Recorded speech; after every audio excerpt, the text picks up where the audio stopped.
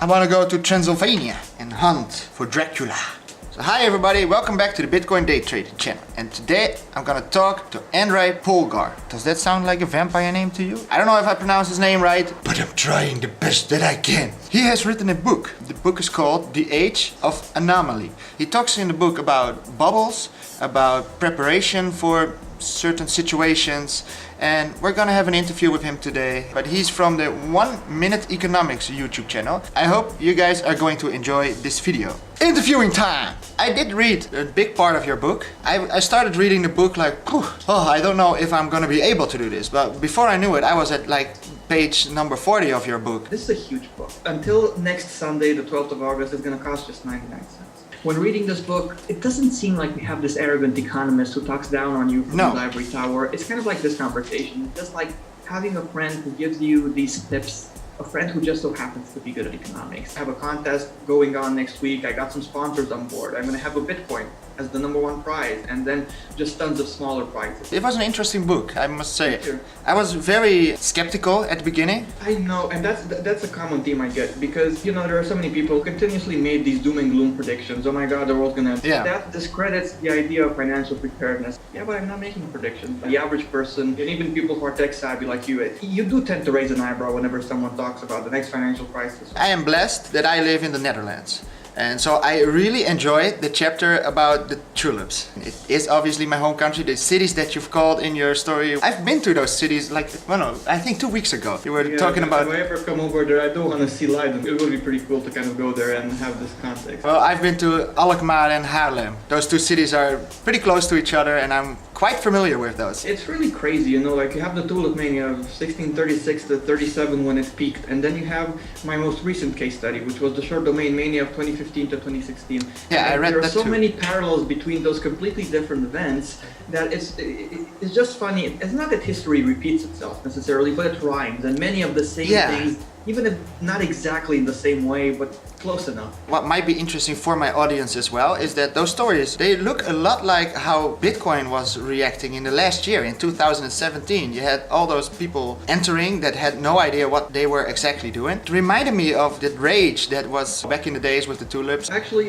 it's even more similar to, like, when it comes to technology, whether it's Bitcoin or the dot-com bubble or railway stocks in the 1800s in the United Kingdom, we do tend to get a bit carried away. And you know, when times are good, we think it's, oh my god, we're all going to get rich off this new exciting technology. Amazing opportunity.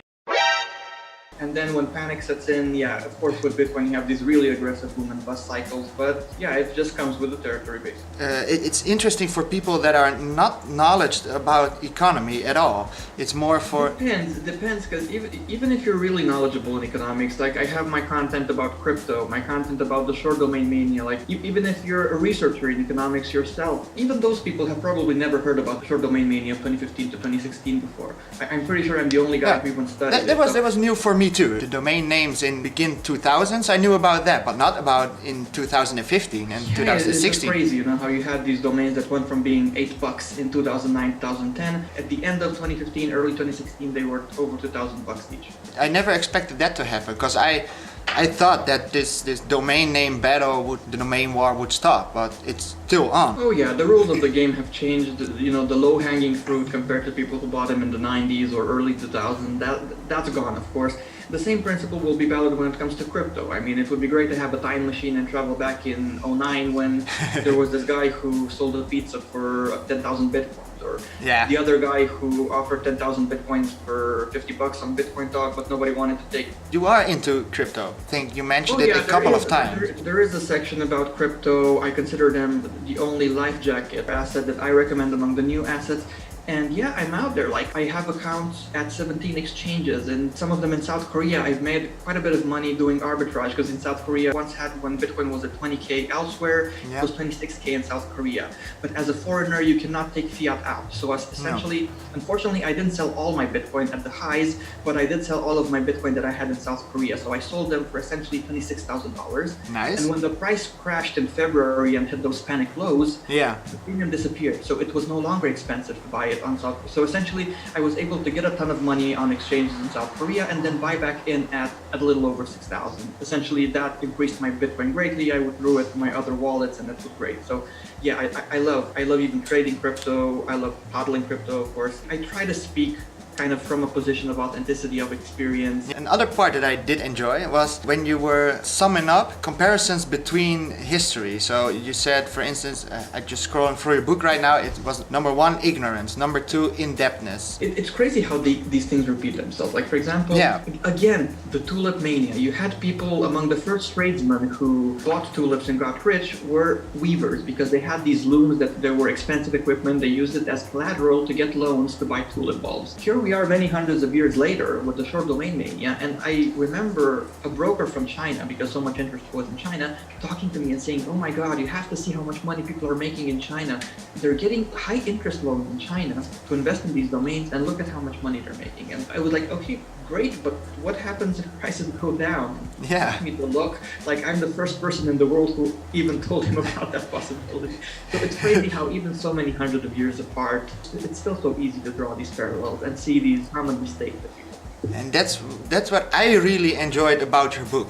These comparisons that you can see from nowadays, from like 10 years ago, and from like 200-300 years ago. History does repeat itself in a way, not exactly, but I think it's mostly the thing that repeats itself is the emotional part of humanity. I think that's exactly what I tell people about the third chapter. Like, why do we study? Why do we care about economic history? Well, we care because it gives us a glimpse into who we are. Yeah. We're gonna find out why we go from being excessively euphoric and in the crypto world, for example, pre-ordering Lambos, and then on the downside we go in full-fledged panic mode. But then again, you also had people on CNBC giving advice on how to short Bitcoin. So kind of the exact opposite of what people did on the upside. They started doing it on the downside. Everyone started, oh my god, it's all a scam. Yeah. Oh, look, people on financial networks were like, see, I was right all along, it's going to zero. So it's just amazing how this insight into human nature gives you a good sense of perspective, and they don't have an expiration date. Like, the things you learn about human nature, you're going to be able to put them to good use forever. So it's kind of like you read a book today, but it's always going to kind of pay dividends. We'll always remember the things that you said in your book, because I'm not gonna forget what I read. You summarized history very well. A part that shocked me a little bit was not being a doomsday prepper, but that part of prepare yourself for financial crisis. It scared me a little bit, but in a good way, you know, like being prepared of the worst. That's kind of my main theme, you know, like, okay, you have these things, historically speaking, they happened in the past, they're gonna happen in some way in the future. There's not really much you can do to stop it, but you can do something about your own finances, how you position yourself, how your family positions itself. Of course, these are serious things. Of course, you have to pay attention to them, but it's not the end of the world. You just got to know things are going to happen. I have to position myself properly and roll with it. Getting depressed or panicked or whatever, it's not going to do you any good anyway. You were telling people to prepare themselves, but it depends on where you live on our planet. Maybe you want some cash at home, or you want money on the bank. Remember? Yeah, in the same way, if you live in a politically unstable country, am I going to recommend real estate? Probably not. And yeah, that's kind of my goal, especially in the contrast to many of these gurus who just push, oh, all you have to do is buy gold with all your money and you're going to be fine. No. Do your own thinking. I'm going to teach you how to become a better economic thinker, and it's your responsibility to do these things. It does make sense to kind of put together whatever works best for you. I've learned one thing, and this applies to preparedness, it applies to everything, to real life as well. More than half the battle is showing up. More than half the battle is being willing to do something, anything. And this is what most people miss. In such a small dose, if you just show up, I promise that in the long run, the results are going to be perfect. Because most of my success stories, my businesses that went well or investments that went well, it's not because, oh my God, you have to be amazingly smart. It's not because, I don't know, you have to have superpowers. No, it's just because you showed up. Now, where can they find your book? Okay, so when this video is going to go live, from the 6th of August to the 12th of August, I'm going to reduce the price, as I've mentioned, to just 99 cents. If you want to check out the contest and win the Bitcoin or some of the other prizes, you can just visit 1 Minute Economics, my YouTube channel. I generally hope people extracted a ton of value from our conversation today, and yeah, be careful out there, guys. Yeah, I hope so too. So I hope you guys will check out his book. I think you guys will enjoy reading the things that he said in his book, because I think you can relate to his stories. So you should definitely check out his channel and definitely check out the book.